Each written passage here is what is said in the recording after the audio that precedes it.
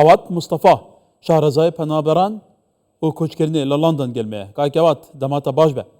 ایدی روشا سوری روشا که گلی کی تبلیغه به اوه چند روزه گشتن بیاد نیف مهجی کو رژیم اسد نمایا لی آسوارن پجوی رژیم حتی وی گاوی شر لویری هیا گروپین چکدار هنه هبدو قبول ناکن دتاقینن دپاقینن هزین هریمی نف دولتی هبو نان هیا گلو منطقیه لگوریا ساورسان لگور پرانسیپ نیکت اوروپا کو مافی پناهان دیه بخلک لی قومی سوریا بیت راگرتن هیت دان رسالة قالك سباس بو فرصتها بالتأكيد نعم دعوة كرمي بنابري للدنيا لسر بنمايا كاتب خوي لدواي زنگ زيهاني دوم ككوتاي هادان دراوا كبكي لسالي تلوهاش بو سالي پنجاري زارك فهموا فاتوا كالسر بينز بنمايا سر بينز برنسيب همو كسكنا في بنابري هي لولاتي سيين دعوة بنابري بك ويكي استال لولاتاني أوروبا هي براستي باوری من ئەوەندەی ڕێگرتنە لە پەنابەری زیاتری سووری ئەوانەیە کە بە تایبەتی کە پێشتر لایەنگری ڕژێمی ئەسەد بوون ئەوانەیە واقعەتێ هەمان هاوشێوەی عێراق لە ساڵی 2003 و لە ئەوروپا وڵاتانی تر بکەن بە داواکردنی پەنابەری پێمایەوە بۆ کارێکە بۆی کە بڕیارە درراوە جگە لەوەش لە ئەوروپا بە شێوەیەکی گشتی لە ئەڵمانیا بەریتانیا وڵاتانی تر ئێستا ڕۆپێکی زۆر تونج یان ڕاستڕۆپەیە بووە کە داوای سیاسەت و بنەماکان لەسەر بژایەتی کردنی پەنابەرانە ئەمەش بۆ تەفشارێک بۆی کە حکوومەتی ئەم وڵاتانە سەرەتا ئەڵمانیا کە بڕیارێک دوای دوای ئەوە وڵاتانی تری ناو یەکێتی ئەوروپا و بەریتانیاشەوە بڕیاری داوە بەڵام بە شێوەیەکی گشتی ئەم بڕیارە بە باوری من ناستە جێبەجێکردن لە کاتی ئێستا بە تایبەتی بۆ ئەوانەی کە لێرە ئیقامیان وەرگرتووە و کاتەکەیان ماوە لە ئیقامەکەیانە بەڵام بە تاکید بۆ خەڵکانەی کە تا ئێستا ئیقامیان وەرنەگرتووە و بەپێی توێژینەوەی ئاژانسی تایباری پەنابەرانی یەکێتی ئەوروپا تا ئێستا 101,000 پەنابەری سووری ماوە لەناو وڵاتی یەکێتی ئەوروپا تا ئێستا کێسەکان ئێکرانە بۆتەوە لە بەریتانیا 6,502 کێسی پەنابەری سیاسی پەنابەری داواکاری پەنابەری سیاسی لە بەریتانیا ماوە کە تا ئێستا کێسەکانیان ئێکرانە بێتەوە بە تاکید ئەمانە کاریگەری ئەبێ بەڵام پێمان بڕیارێکە زیاتر بۆ ڕێگرتنە لەو خەڵکانەی کە لەمە دووە بەتەمان لەسەر بنەمای ئەوەی کە پێشتر لایەنگری ڕژێم ئێسەد بوون ئێستا کەم لەژێر هەڕەشە و چەسانەوە ڕوو لە ئەوروپا بکەن لەشەوە بۆ ئەوەیە کە دڵی ئەو هێزە ڕاستڕەوەی کە ئێستا لە ئەوروپا بە بەریتانیاشەوە کە ڕووی لە ساحەی سیاسی ئەو وڵاتانە کردووە ڕازی بکەن بەڵێ ئەلبەتە وەک کە تەش گوتی دنا بە سووریەدا دەبێ بوون ئەوێن بەریانها بسەدەما ئەسەد سووریە بجێهێشتە ڕەڤینە خۆ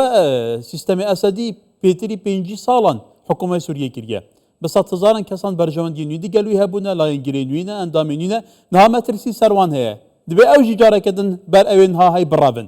کەواتە دەبی چارچوبیدا گەلوب تایبەتیشی تە بەسی ڕاستڕەوان کرد سەر ئەساسی سیاسەتێکەتون لە هەم بەرپەنابەران ئەو سەر دەکەوێن بەردەوام لە وڵاتی ئەوروپا توزانی کەواتە دەبی چارچوبیدا گەلوب فعلا بڕیارێکە بڤی ئەوەی بوو ناوخۆیە وڵاتی یەکێتی ئەوروپای کاریگەریە بەژبەرک و ئەف خەلکی زۆر چاوە گەرەگەل شەرت و مەرجین ژیانی چاوانە بەڵێ ئەوانەی دوێنێ ڕاوێژکاری ئەڵمانیا بەیانێکی دەرکرد لە پرس کۆنفرەنسێکە ڕایگەیان وتی ئێمە بۆ چاوی خاڵە سەرچیەکانەکەین بۆ خەڵکانێک کە لە ئەڵمانیان پەنابەر کە ئەڵمانیا هەر بۆ دوێناویست لەوانێ باش بزانێت یەکەم وڵاتە لە ناو یەکێتی ئەوروپا بگرێت لە ڕۆژئاوا کە زیاتر لە 1 ملیۆن کەس بوو لە ئەڵمانیا کردووە کۆی گشتی ئەو پەنابەرانی لە ساڵی 2011 تا ئێستا هاتوونەتە ئەوروپا بەگشتی بە بەریتانیاشەوە 1,300,000 کەس ئەڵێ ئەوانەی کە ئیقامیان وەرگرتووە لێرە ژیانە چیتابەتیان پێ بکەنەوە لەگەڵ کۆمەڵگەی ئەمە گونجاون و تێکەڵاویەکیان پێیا کردو ئەوانە نانێرینەوە بەڵام بە تاکید وەکو لە راپۆرتەکەی پێشتریش ئەم خانە لە سوید باسی کرد گرفت لێرەدا ئەوە ئەبێ بۆ داهاتوو ئەوانەی کە ئیقامەکان موقەتە یا هەموو ئیقامەیەک لێرە تاوان ئێستا موقەتە ئیقامەی دائیمینە ماوە لەوانەیە ئەمانە ببێتەوە کارێک بۆی کە بۆیان نەکەنەوە تەجروبەیەکی تریش یەکێتی ئەوروپا وڵاتانی جیهان هەیەە لە جاروخانی سەدام بە هەزاران کەس بگرێت زیاتر کە ڕویان لە ئەوروپا بە ئەمریکا کرد ئەوانەی کە پێشتر لایەنگری سەدام حوسێن عەزیز بەحث بوون وڵاتانی یەکێتی ئەوروپا و بەریتانیا وەک ئەمریکاش ناچار بوو بابن کێسەکەیان گوێ لێ بگرێەوە بەشێکی زۆریشان لەوانە پەنابەری سیاسییان وەرگرت ئێستا بەشیان بوونێتە هاوڵاتی ئەو نیشتیمانە ئەو هاوڵاتی وڵاتانی یەکێتی ئەوروپا بۆم پێم وایە ئەوەی کە ئێستا ئەگوزارێ دوو وابشە بەشێکی سیاسیە ئەوە بۆ سیاسەتی ناوخۆی بۆی کە ڕێگری لە ڕوودراوەکان زیاتر بکەن لە سەرکێسی سیاسی پەنابەری زیاتر خەڵک کۆ بکەنەوە ببنە هێزێکی کۆپەرسی لەوە زیاتر بۆ نمونە لە بەریتانیا حیزبێکێ بە ناوی حیزبی ریفۆرم چەندین ساڵ هەوڵیدا کە بگاتە پەرلەمان نەیتوانێت لە هاتووایین هەڵبژاردنە زیاتر لە پێنج ئەندامی پەرلەمانی هەیە کە ئەمە سەرکەوتنێکی گەورەیە بۆ خەڵکانی کە پەنابەران ئەکەنە سەنگەری یەکەم بۆ خۆکردنەوەی دەنگ ئەوەی کە بە باوەڕی من هێشتا زووە و دڵنیاییشەوە کە لەوانەیە کە ڕوونەدا لەم کات و ساتەیە بەڵام گرنگترین شت ئەوەیە کە بە شێوەیەکی گشتی هەموو پەنابەرانی سووریا لە هەموو وڵاتانی جیهان بە تایبەتی لە یەکێتی ئەوروپا و بەریتانیا تووشی حالەقی قەلەقی بوون کە مەش حالەتێکی نەخوازراوی دەرونیە هەموو کاتێک ناتوانن پلانی داهاتویان بە شێوەیەکی شتیدا بنێن و بە باوەڕی من شەمێ ئەوەش بڵێم کەمینەیەکی زۆر هەن ئەوانێکی ئیقامیان وەرگرتووە چ لە بەریتانیا چ لە یەکێتی ئەوروپا جارێک تر بۆ یەکجاری بگەڕێنەوە سووریا بە تاکید هەموو حەز و ئارەزویان هەیە بگەڕێن و بۆ خاکی نیشتمان کەس و کارەکانی خۆیان بینن وەکو سەردانکەرێک بەڵام گەڕانەوەیان بە وڵاتی خۆیان لەم کاتەدا زۆر ئەستەمە و لە هەمە بەڵێ بەڵێ کاکەوە البته تو زانی حتا گواردنە دەموگرافیجی کە لە سووریا هەیە بۆ نمونەیەکیان بەحسی ڕۆژاوا بکەین ئافرینێ بکەن سەرەکانی و گرێسپی گەلێک دەبرێندن هەنی ماڵ و حال نەمانە بەرسەر بەری نەمایە ڕۆژگەلێکی پەریشانە نەهاژیت گەلبێ کەواتە دوی چارچوویدا بۆ نمونەیەکیان بەحسی بریتانیا بکەین بریتانیا پێچوانە گەلێک وڵاتین ئەوروپا دەدیت مژارە پەنابەران بۆ سیاسەتا توندەل هەم بەر پەنابەران بۆ کو سەرێ پارتیا پارێزگاران خوارد نا پارتیا کارگەران دە ساڵە دەڕەوی وڵاتیە یعنی دوی چارچوویدا وێن کو ئیقامەژی هەی جابجی وەرگرتی گەلو مەترسیایە کو لێ بێتەستاندن بەهێجەتا کو سووریای دی لە ئەسەد نەمایە خەڵک بێتەوە گەڕاندن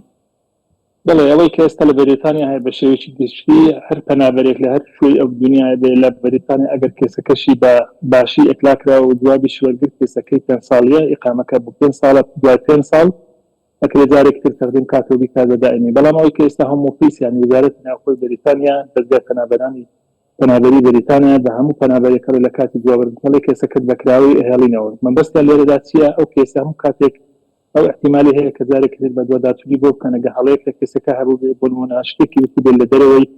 دووبێ لە ڕاستی یان بارودۆخی وڵاتەکەی گۆڕا ئەکرێ ئەم ئیقامەیان و نەکەنەوە ئەمان احتیمالێکە لە ڕووی یاسایی و هەموو دەمێ واردە بەڵام ئەمێ ئەو بڵێن بە بارودۆخی ڕۆژاوای کوردستان تا ئێستا بارودۆخێکی نالەبارە تا ئێستا چارەنووسی ئەو خەڵکانە چ لە عافرین و شوێنەکانی تر ئێکرا نەکراوەتەوە بەشێکی زۆری و پەنابەرانەی کە دێن لە ڕۆژاوای کوردستانەوە کێشەیەکی ناوخۆی ڕۆژاواییان هەیە جگەلەوەی کە لە سووریا